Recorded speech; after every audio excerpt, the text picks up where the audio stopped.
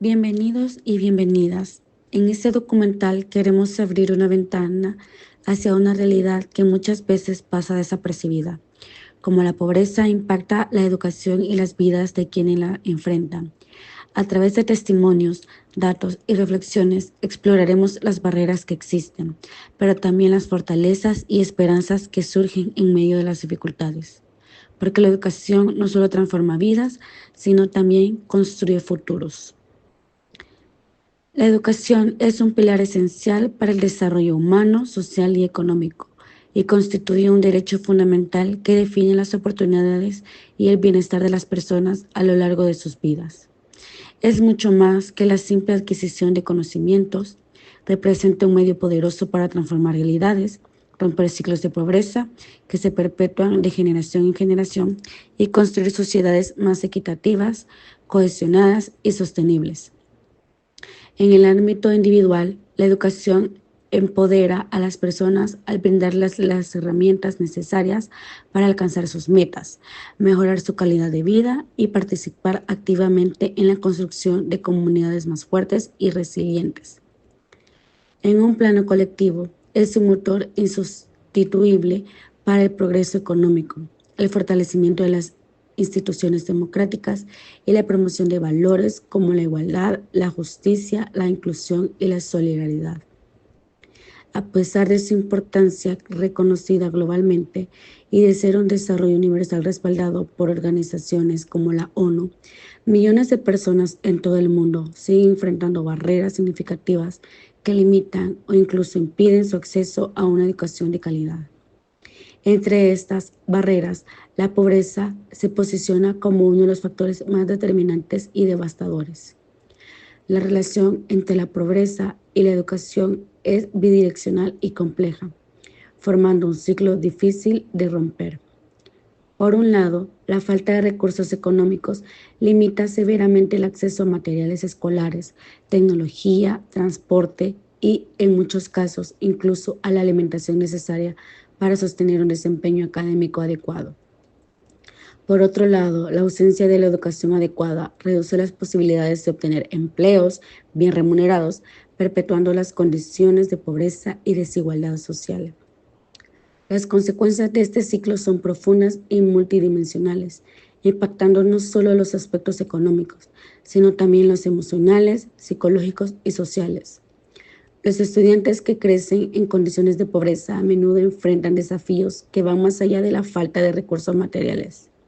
Experimentan altos niveles de estrés crónico debido a la incertidumbre económica de sus hogares, la presión de contribuir financieramente a sus familias y la discriminación que pueden sufrir en entornos escolares o sociales.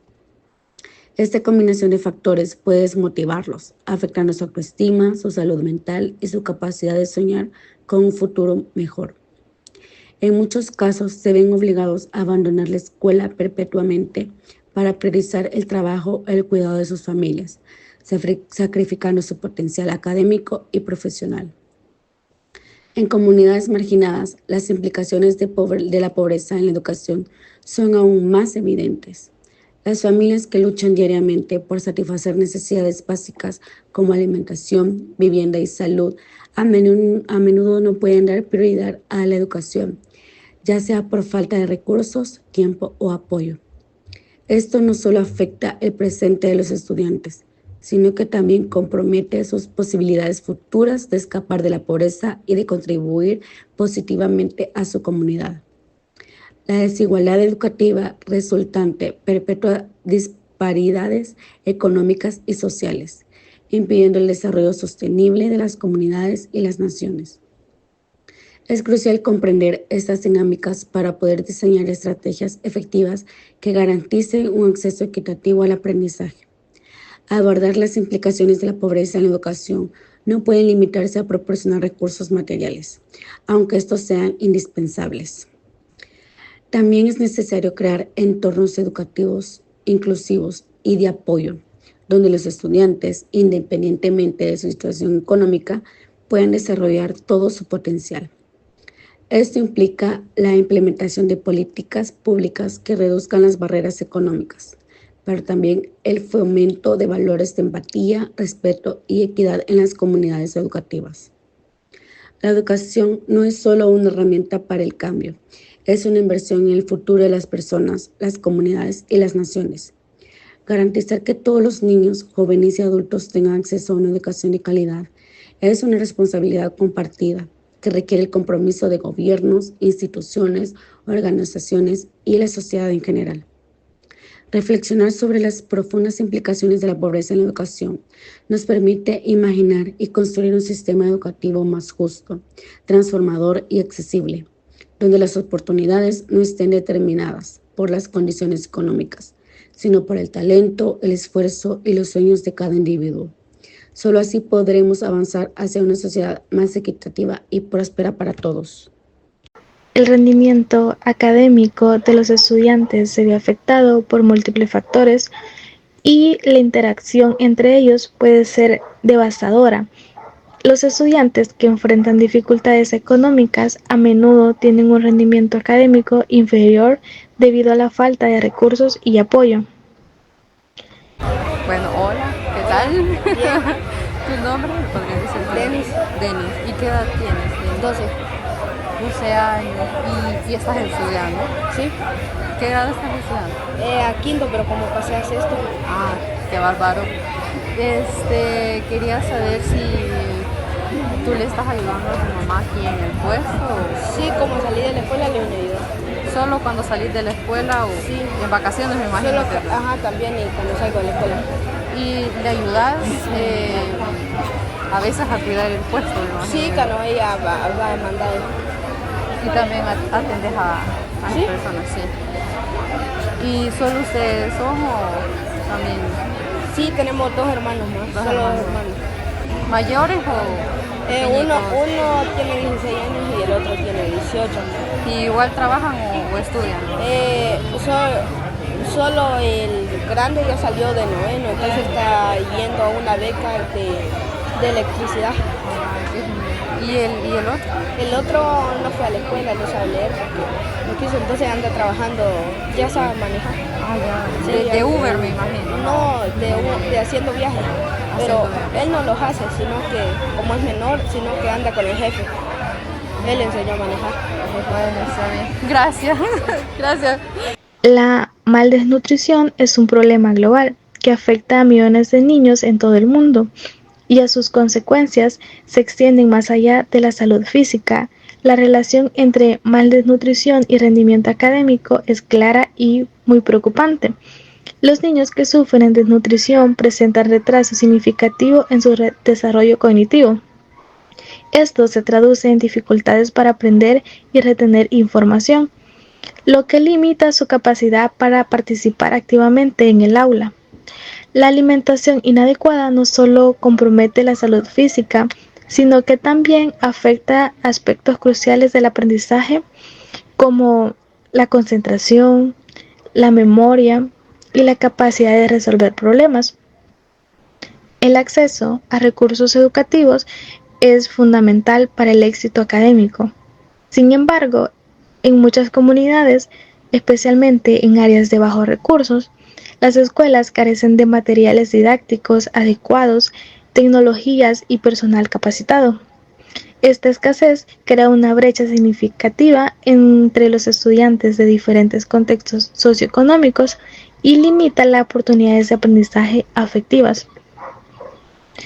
Además, la falta de acceso a Internet y a dispositivos tecnológicos ha sido un obstáculo importante, especialmente en el área digital. Los estudiantes que no tienen acceso a recursos en línea se ven en desventaja frente a sus compañeros que sí pueden beneficiarse de estas herramientas. El ausentismo escolar es un fenómeno común en familias que enfrentan dificultades económicas. En muchos casos, los niños de hogares con escasos recursos deben trabajar para contribuir al ingreso familiar. Este trabajo infantil no solo interrumpe su educación, sino que también perpetúa el ciclo de pobreza. La falta de educación limita sus oportunidades laborales futuras, lo que a su vez afecta a la generación siguiente. La presión económica frecuentemente lleva a los padres a priorizar el trabajo sobre la educación, lo que resulta en una deserción escolar significativa. Los niños que abandonan las escuelas a menudo enfrentan futuros inciertos con pocas habilidades y oportunidades para mejorar su calidad de vida. Este fenómeno no solo afecta a los individuos, sino que también impacta negativamente a la comunidad, limitando el desarrollo económico y social a futuro. La interacción entre la malnutrición y la falta de recursos educativos y el ausentismo escolar debido a problemas económicos forman un ciclo difícil de romper. Para abordar esos problemas, es fundamental que los gobiernos y las organizaciones no gubernamentales implementen políticas que mejoren el acceso a la alimentación adecuada y recursos educativos. Además, se deben fomentar programas que apoyen a las familias en situación vulnerable, garantizando que todos los niños tengan oportunidades de recibir una educación de calidad que les permita romper el ciclo de pobreza y construir un futuro mejor. Desigualdad en la calidad educativa.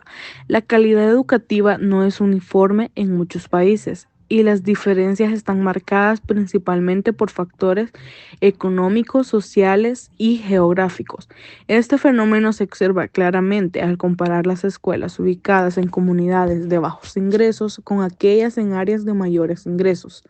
La diferencia entre escuelas en áreas de bajos ingresos y áreas con altos ingresos es en las escuelas de áreas de bajos ingresos, ya que las instituciones suelen operar con presupuestos limitados, lo que se traduce en edificios deteriorados, aulas sin mantenimiento adecuado, falta de materiales educativos esenciales y con acceso limitado a tecnología.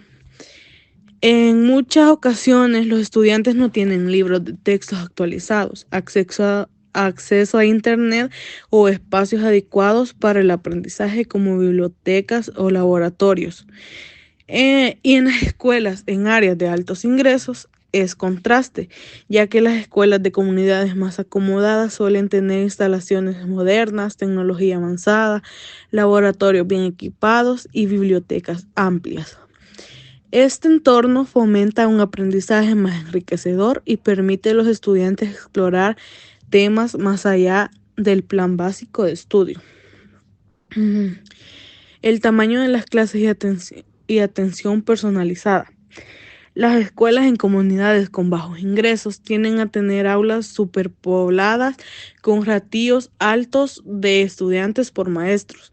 Esto dificulta que los docentes puedan prestar atención individualizada, identificar necesidades específicas y abordar dificultades de aprendizaje de manera efectiva. En las áreas más prósperas, las clases suelen ser más pequeñas, lo que permite un enfoque más personalizado y una interacción más cercana entre los maestros y los alumnos. Actividades extracurriculares y oportunidades complementarias.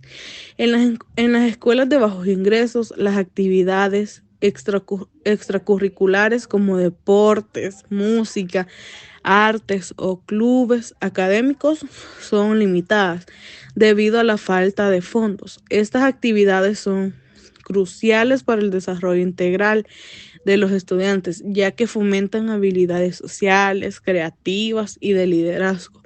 Las escuelas con más recursos tienen la capacidad de ofrecer una variedad de programas extracurriculares como teatro, robótica o deportes de alta competencia, proporcionando a los estudiantes una experiencia educativa más completa. El acceso a la tecnología. La brecha digital también agrava la desigualdad educativa en áreas de bajos ingresos. El acceso a computadoras, software educativo, internet es limitado o inexistente. Esto se convirtió en un problema aún más evidente durante la pandemia del COVID-19, cuando la educación en línea se volvió esencial. En contraste, las escuelas de mayores ingresos cuentan con una infraestructura tecnológica robusta, lo que permite a los estudiantes desarrollar habilidades digitales que son esenciales en el mundo actual. La disponibilidad de profesores calificados y programas de desarrollo profesional, calidad y experiencia de los docentes. Y así la desigualdad educativa no solo afecta a los estudiantes y sus familias, sino que también limita el desarrollo social y económico de las naciones, y eso hace que promueva una educación equitativa y de calidad. El impacto psicológico y emocional de la pobreza en la educación.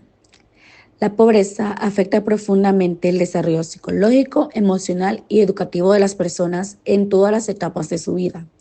Este impacto se manifiesta desde la niñez y tiene repercusiones que persisten en la adolescencia y la adultez. En la niñez tenemos lo que es la formación temprana y barreras educativas. En el desarrollo cognitivo, la pobreza suele ir acompañada de desnutrición, falta de estimulación adecuada y ambientes pocos enriquecedores. Esto afecta las habilidades como la memoria, la atención y la resolución de problemas, limitando las bases para el aprendizaje sólido. Los niños en situación de pobreza tienen menos acceso a libros, juguetes educativos o programas de estimulación temprana. En el impacto emocional, experimentan emociones como frustración, miedo o tristeza debido a la inseguridad económica. También pueden asumir responsabilidades adultas prematuras, como cuidar a sus hermanos menores, lo que afecta su desarrollo emocional. Hola, buenas tardes. Me presento, mi nombre es Jacqueline Sánchez, soy psicóloga, ¿verdad? Enfocada en todos los procesos de atención psicológica, del área clínica, pero también estoy apoyando en algunos procesos educativos. Me hacen la pregunta, ¿verdad?, respecto de mi opinión acerca de la influencia de la pobreza en la educación, en los procesos de educación. Creo, de manera muy personal quizás, que de repente podemos tener imaginarios colectivos, creencias que han sido como heredadas o que son impuestas hasta cierto punto, de que una persona que se etiqueta como pobre, ¿verdad?, no puede tener derecho al acceso a la educación. Entonces, de repente puede ocuparse como, sin sonar, ¿verdad?, de manera negativa, pero puede sonar como una excusa, que las personas que pasan estos procesos psicológicos también, ¿verdad?, de pensar o llegar a creer que no tengo derecho a, porque me etiqueto en una posición que soy pobre, económica, en un estatus, y entonces puedo llegar a tener una creencia que es como impuesta colectivamente, de que la persona que es pobre no puede tener derecho a educación o no puede llegar muy lejos, ¿verdad? Entonces creo que sí influye mucho, más que nada, más que en sí mismo el hecho de no tener económicamente un recurso o vivir en algún cierto lugar o posicionarnos en un estatus. Es más que todo la mentalidad de las personas, ¿verdad? Entonces creo que la influencia puede ser muy negativa si existe esa creencia mal implantada, digo yo, ¿verdad?, como una creencia equivocada, errónea, de que no tengo derecho a, ¿verdad? Entonces van pasando procesos psicológicos internos, las personas se van acomodando a esa creencia, a esa etiqueta, y podrían decidir, ¿verdad?, no estudiar. Puede haber una influencia de no me voy a preparar, o la vida está muy difícil de esta manera, o también ideas equivocadas de que depende mucho también de cómo estamos emocionalmente, si nos sentimos capaces o no, ¿verdad?, de poder estudiar o de poder aprender cosas diferentes o poder salir adelante. Entonces, más que la pobreza en sí, es más que todo, pienso que es algo más un pensamiento, una idea equivocada de que como me etiqueto en una posición económica de pobreza, no tengo derecho a acceder a la educación, porque probablemente hace tiempo no era como una limitante el factor económico, pero hoy en día no lo es. Entonces, creo que tiene que ver mucho también de esas creencias que las personas, cuidadores, padres, ¿verdad? Padres de familia, tienen acerca de la educación, ¿verdad? Como creo que es un reto para los profesionales de la salud, para los profesionales en el área educativa o para los profesionales de la salud mental, un reto de romper estos paradigmas, de llegar a un cambio de conciencia colectiva de que todos podemos, que todos tenemos derecho a y poderlo hacer, ¿verdad? Y cambiar como esta creencia, este imaginario colectivo que está súper erróneo. Entonces yo creo que la influencia muchas veces, depende del lado que lo veamos, es bastante fuerte porque no hay el elemento educación como tal. Y como no tenemos el elemento educación, puede haber desconocimiento de muchas cosas, miedos, resistencia, podemos llegarnos a acomodar, ¿verdad? Si es como, ok, no voy a tener acceso a la educación, me acomodo, busco una forma diferente de vivir, pero nos vamos como hasta cierto punto psicológicamente como minimizando y creyendo de que yo no tengo derecho a o que no soy capaz de. Entonces, creo que está muy relacionado, pues si no tenemos educación, pues no voy a cambiar ese paradigma. Entonces creo que es un reto de nosotros, de todos los profesionales, los jóvenes que están ahora, ¿verdad?, enfocándose en estas áreas, poder como romper esos paradigmas. Y yo creo que hasta cierto punto lo estamos logrando en nuestros países, ¿verdad? Las personas en nuestro país ahora ya la mayoría está como muy enfocada en querer salir adelante, estudiar. Y creo que en algún momento sí fue un tabú muy fuerte, pero ahora creo que la pobreza no define a nadie y de alguna manera no es que por tener un estatus económico nos podemos detener. Entonces hay una influencia, pero yo creo que tendríamos que hacer como un estudio, una investigación, ¿verdad?, más profunda para tener una idea de cómo está influyendo de manera, para tenerlo como más, ¿cómo decirlo? Como un estudio, como una investigación que nos dé datos concretos, que nos dé datos estadísticos, esa es la palabra que buscaba, para poder como definir el nivel de influencia que puede tener, ¿verdad? Entonces estoy dando como mi opinión a nivel como de racionamiento, ¿verdad?, de análisis de la situación. Entonces eso es lo que puedo aportar, ¿verdad? Igual si hay algo más que necesiten, yo puedo estar aquí para responder cualquier duda, consulta que puedan tener relacionada a esta idea que les estoy tratando de transmitir. Así que gracias, bye. El acceso a la educación superior es un tema importante en el desarrollo social y económico de cualquier sociedad.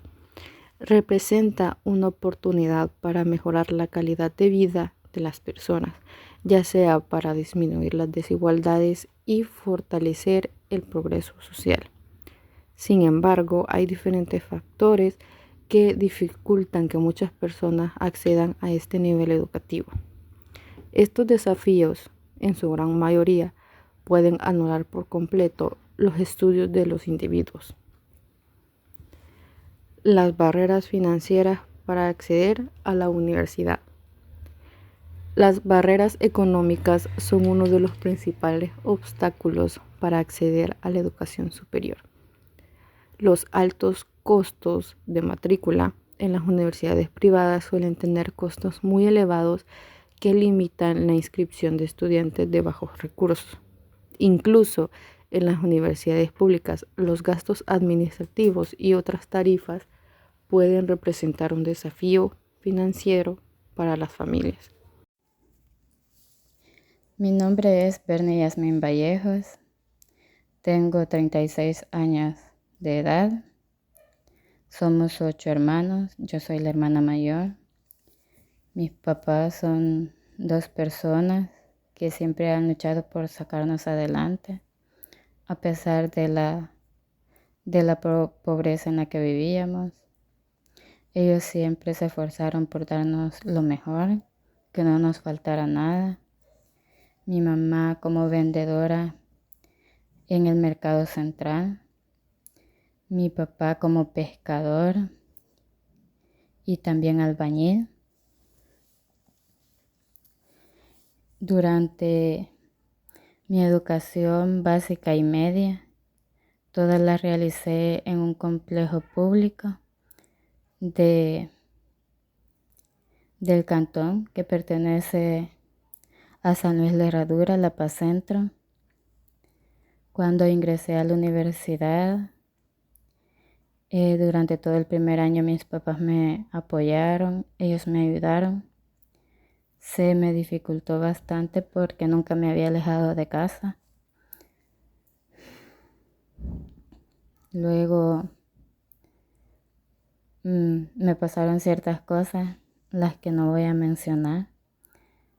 No me gusta hablar de ello, pero quedé embarazada, tuve a mi hijo y mi papá aún así decidió apoyarme, así que seguí estudiando.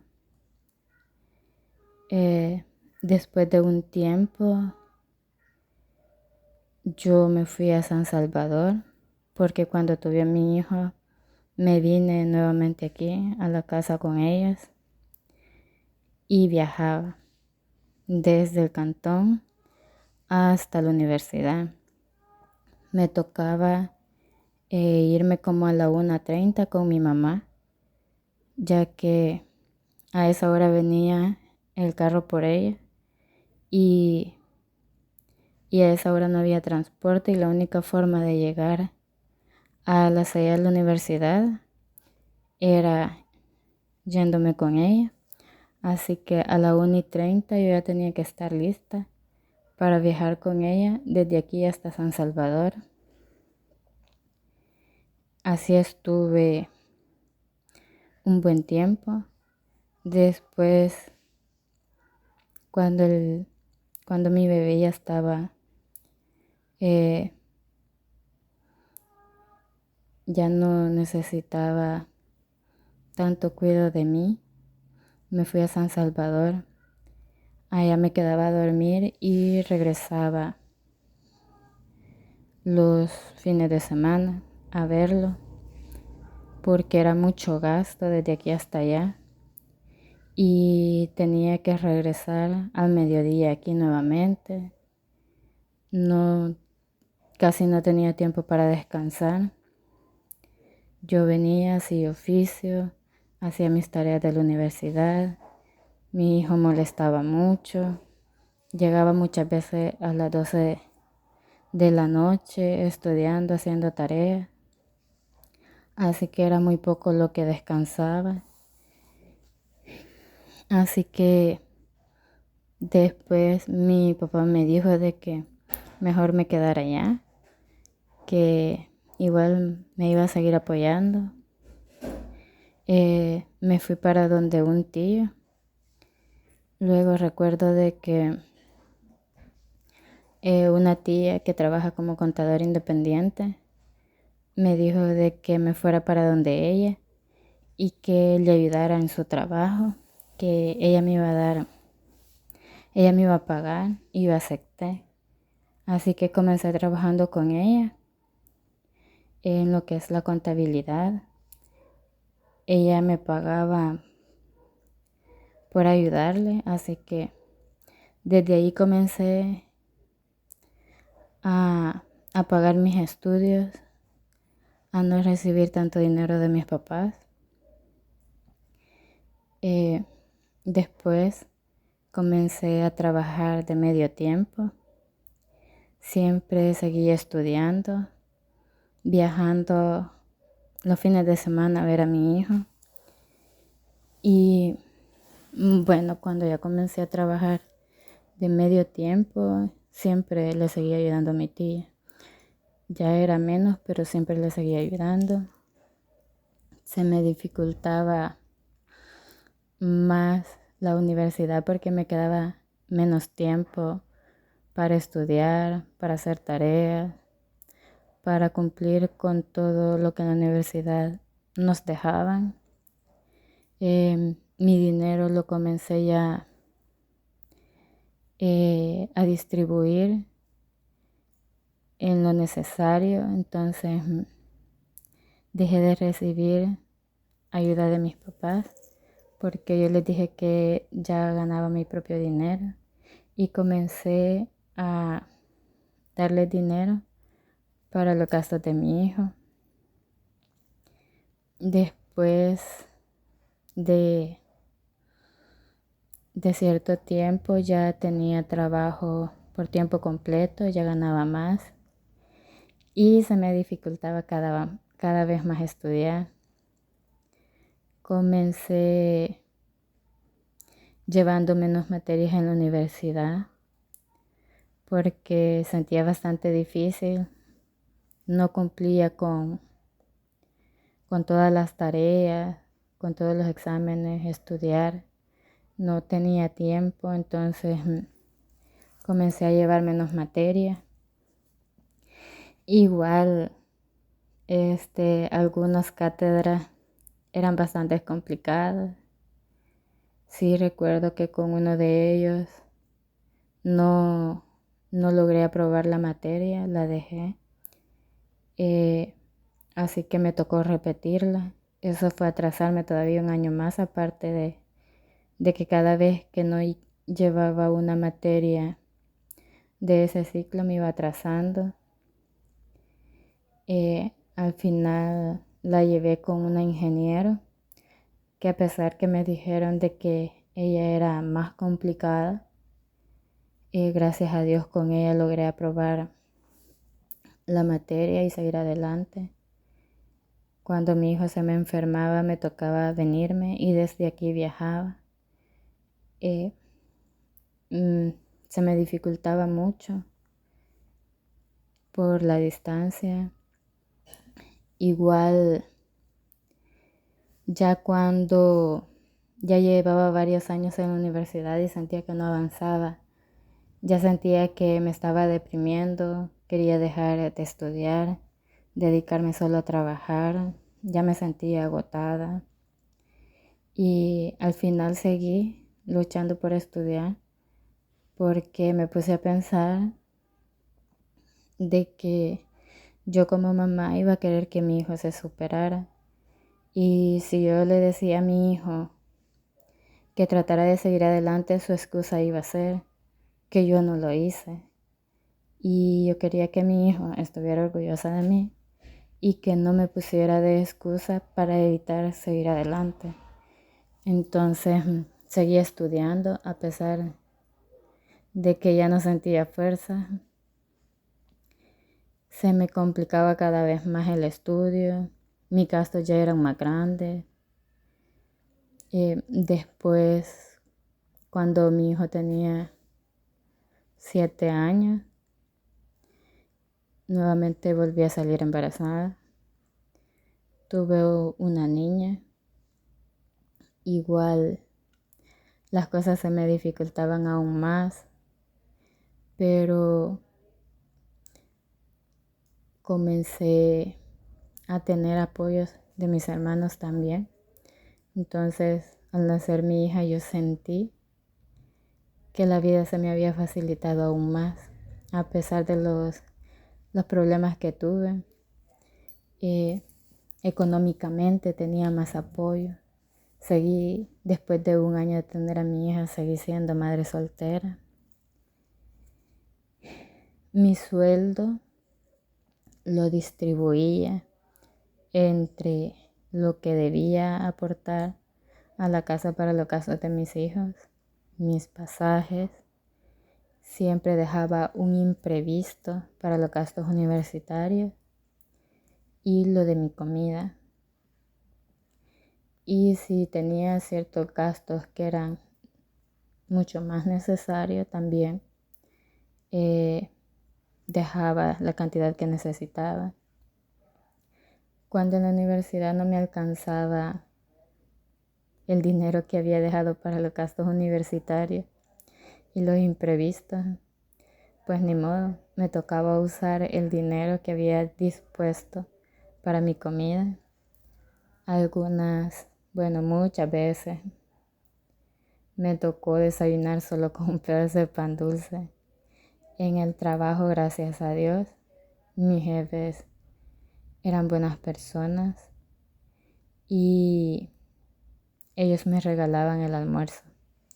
Siempre me regalaban el almuerzo. Antes de irme del trabajo me daban un café. Y así seguí adelante. Ya después de llevar varios años en la universidad, comencé a sentir de que estaba estancada, que no avanzaba. Y nuevamente me volví a sentir como que iba a abandonar la universidad porque ya no alcanzaba, no avanzaba y ya me sentía desesperada. Ver de que me faltaban muchas materias, de que lo que había avanzado no era mucho. Recuerdo que un amigo me dijo de que dejara de ver que tanto me faltaba, que tanto había avanzado y que mejor comenzara a vivir un día a la vez, o sea, a pensar solo en la actualidad.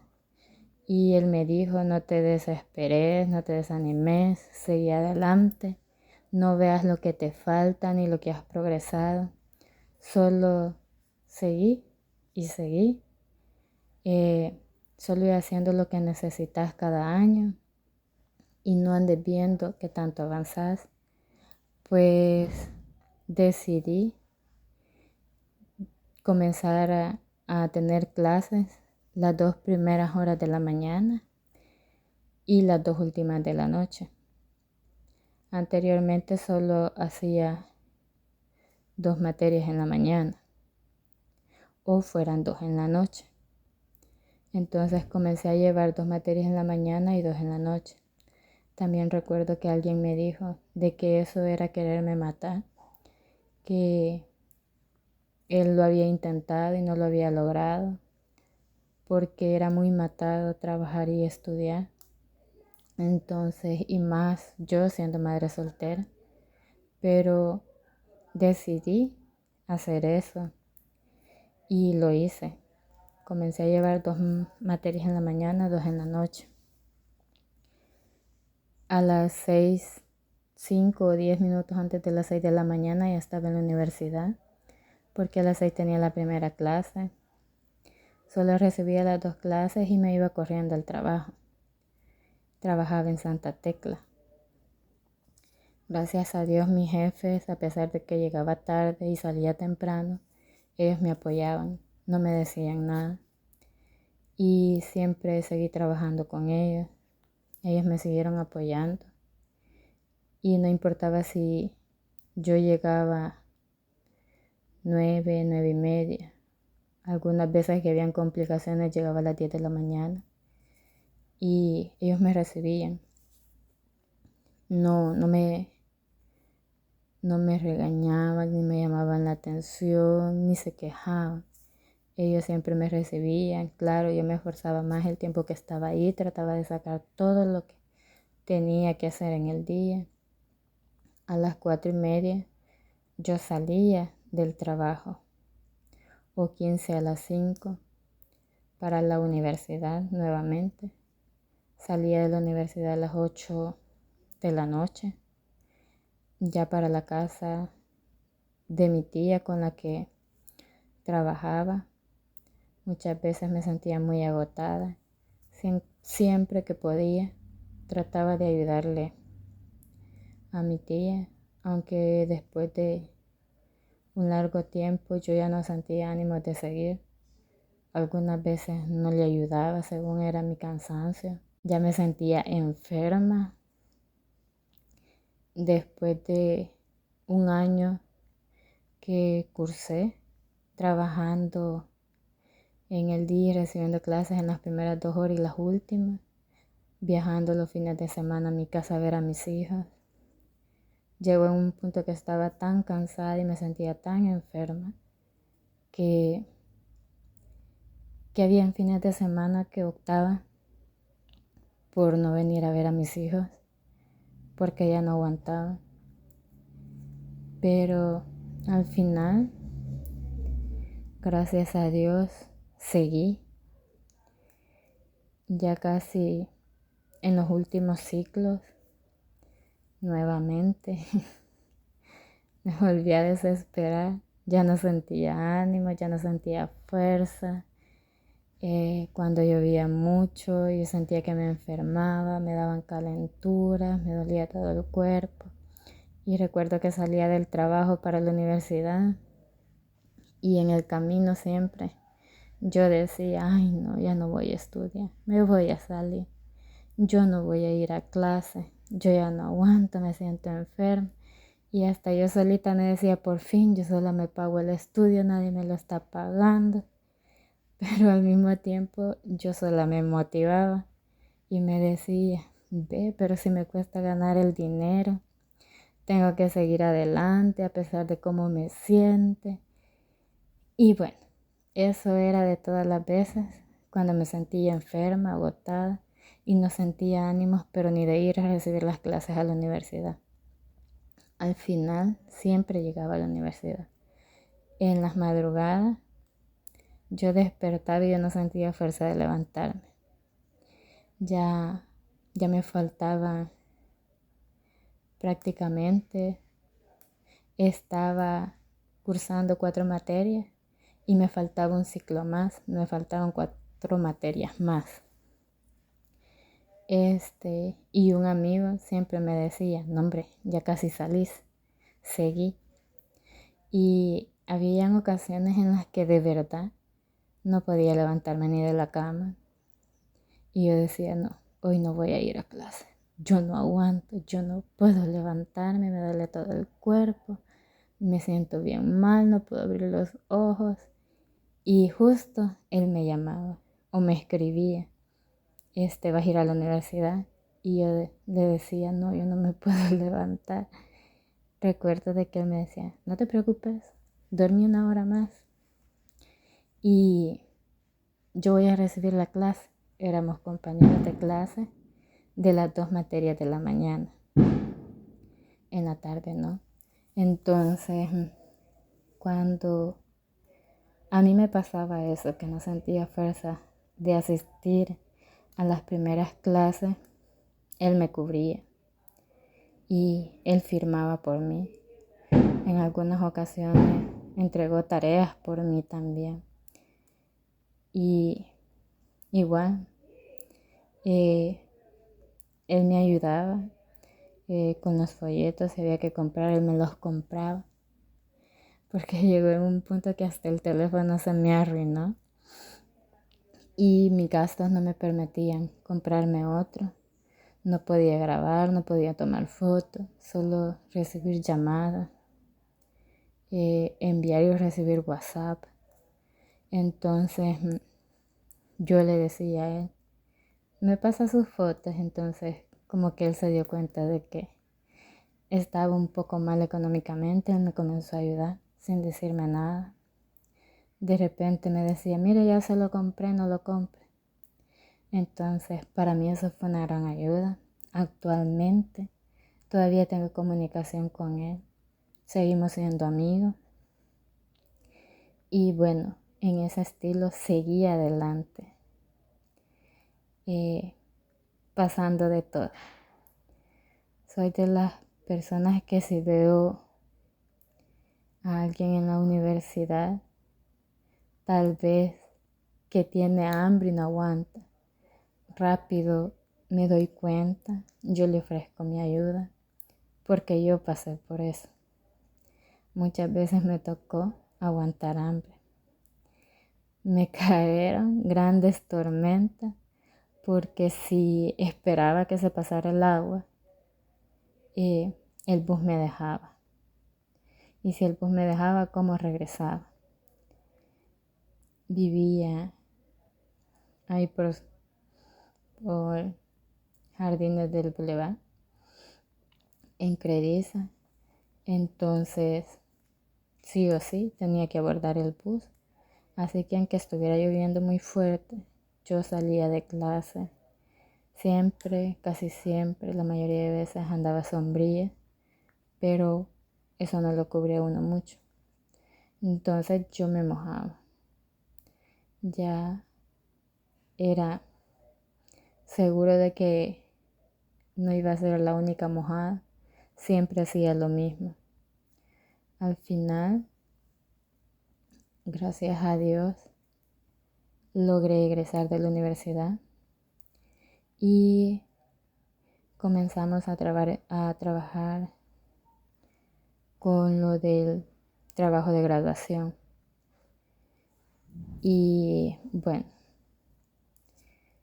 siempre se gasta, ya que impresiones, que material y todo eso. Pero bueno, con mi trabajo lo logré cursar. El problema fue ya cuando nos aprobaron aún la tesis. Comencé a tener más gastos. Ya mi sueldo no me alcanzaba para cubrir los gastos de mis hijos, mis gastos personales y todo lo demás. Ya no me alcanzaba.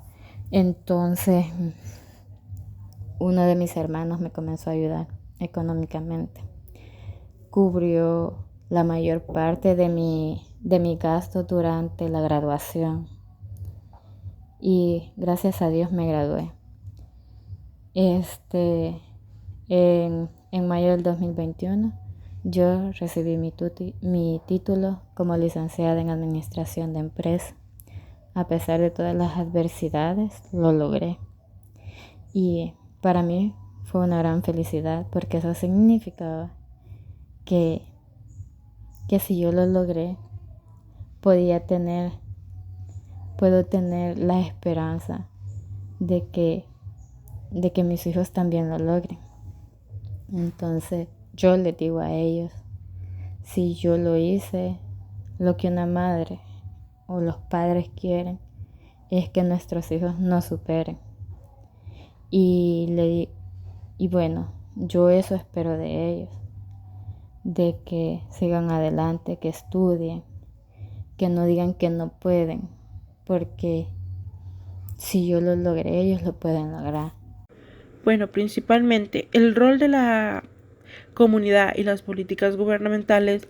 Es muy fácil mencionar que dentro de esto en El Salvador existen varias iniciativas y asimismo políticas gubernamentales, en lo cual se enfoca principalmente en la mejora del acceso a la educación y la calidad de aprendizaje y el apoyo tanto social como emocional que reciben algunos.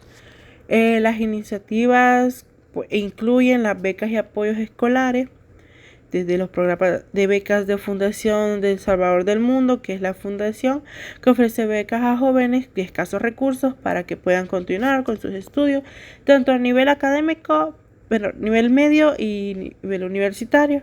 Las becas de educación del Ministerio de Educación también son programas que buscan ofrecer becas y apoyo a estudiantes vulnerables, en estado de vulnerabilidad.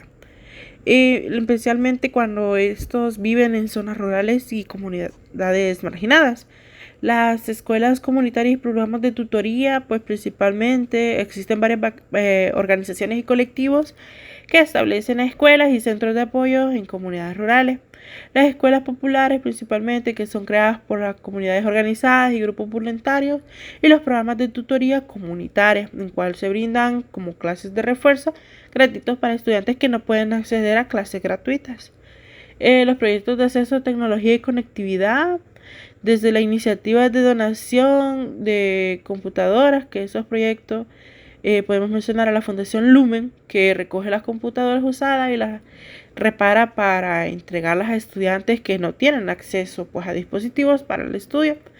Los programas de conectividad, desde Tigo El Salvador ha ofrecido internet gratuito y de bajo costo en zonas rurales, y fácilmente acceder a recursos educativos digitales que se han dado desde que ocurrió el acontecimiento de pandemia.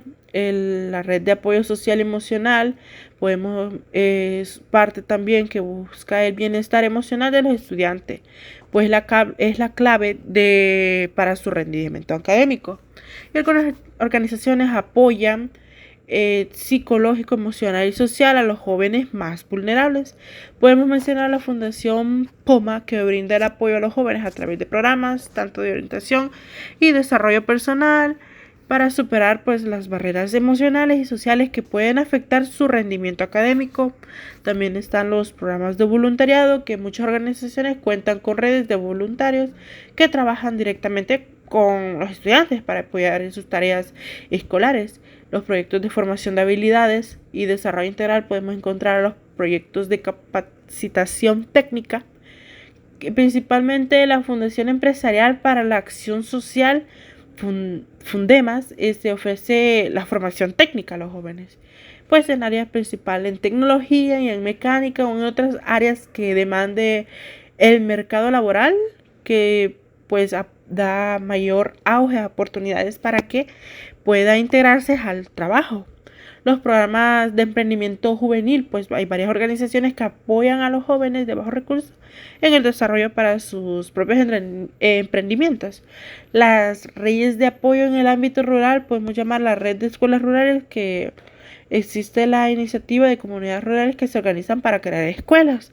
Y las comunidades de aprendizaje, pues hay veces que grupos de maestros y padres de familia se organizan para ofrecer las competencias educativas de los estudiantes, integrando métodos pues participativos por parte de estos y también innovadores. Como conclusión del grupo sobre la psicología educativa y su impacto en la formación docente y estudiantil. Recordemos que la psicología educativa es una disciplina fundamental que se centra en comprender cómo aprender las personas y cómo se desarrollan en contextos educativos. Su impacto en la formación docente y estudiantil es profundo y multifacético, abarcando desde la creación de métodos de enseñanza más efectivos hasta la promoción en un ambiente de aprendizaje inclusivo y motivador. En primer lugar, la psicología educativa proporciona a los docentes herramientas esenciales para entender las necesidades y estilos de aprendizaje de sus estudiantes. Cada alumno es único, con sus propias experiencias, motivaciones y capacidades. Al aplicar teorías psicológicas en el aula, los educadores pueden adaptar sus estrategias de enseñanza para fomentar un aprendizaje más significativo. Por ejemplo, el conocimiento sobre la teoría de la inteligencia múltiple de Howard Gardner permite a los docentes diversificar sus métodos de instrucción, atendiendo no solo las habilidades lingüísticas o matemáticas, sino también a la inteligencia musical, especial, interpersonal y mucho más. Esto no solo enriquece el proceso educativo, sino que también ayuda a los estudiantes a sentirse valorados y comprendidos. Además, la psicología educativa enfatiza la importancia de la motivación en el aprendizaje. Teorías como la de autodeterminación o la motivación sugieren que los estudiantes son más propensos a aprender y retener información cuando están motivados. Esto implica que los docentes deben crear un ambiente donde los estudiantes se sientan seguros para explorar, hacer preguntas y cometer errores. Fomentan la curiosidad y el amor por el aprendizaje puede transformar la experiencia educativa, haciendo que los estudiantes no solo sean receptores de información, sino que participen activamente en procesos de aprendizaje. Por otro lado, el impacto de la psicología educativa en la formación docente es igual significativo. Los futuros educadores deben ser formados en principios psicológicos que les permita comprender el desarrollo humano y las dinámicas de los grupos. Esto incluye habilidades para manejar conflictos, reconocer y abordar problemas de aprendizaje. También promover la salud mental en el aula. La formación continúa en esta área porque es muy crucial, ya que en el entorno educativo está en constante evolución, enfrentando desafíos como la diversidad cultural, el uso de las tecnologías y el bienestar emocional de los estudiantes. Y a su vez, la psicología educativa también aborda por la colaboración entre los educadores, psicólogos y padres.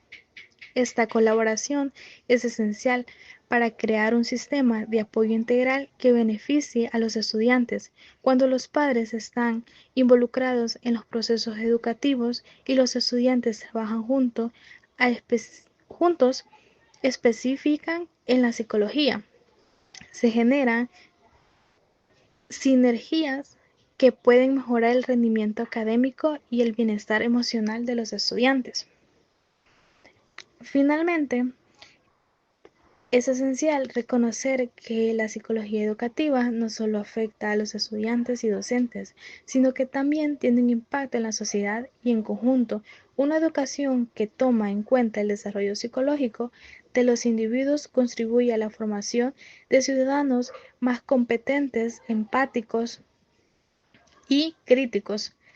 Al promover un aprendizaje saludable y efectivo, se están centrando las bases para sociedades más juntas y equitativas.